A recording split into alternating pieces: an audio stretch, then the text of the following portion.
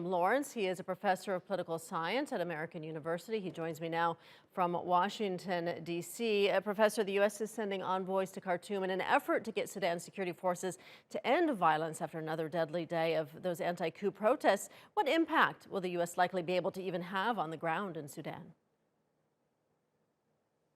Well, the U.S. has been one of the more successful outside countries in brokering mediated deals in Sudan. They were critical, along with the British, in brokering the original 2019 deal.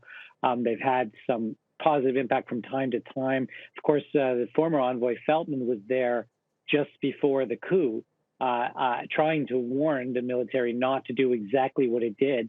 So you could see that as a weakness or as a strength, in that the U.S. was sort of the last man standing, trying to push the Sudanese military forces in the right direction. And now they're on the right side, I think, of the protests that are going on, and can play an important mediating role here.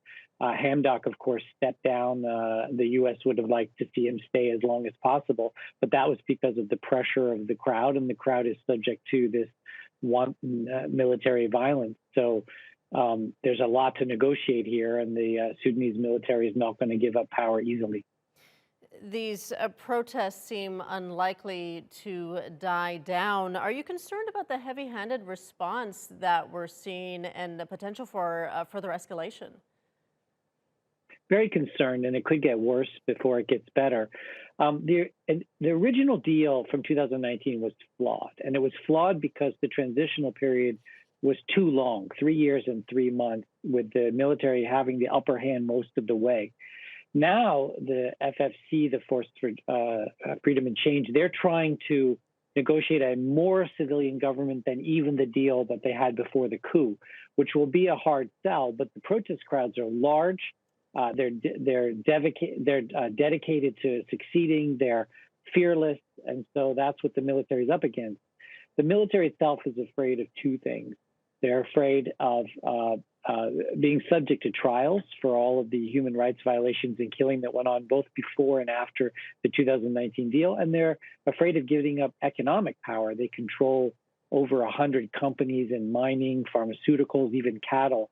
And so to get the Sudanese military to give up its control of both the key portions of the economy and the government will be, again, a hard sell. And it depends in large part on the two things we're talking about: the size and determination of the crowds and international mediation.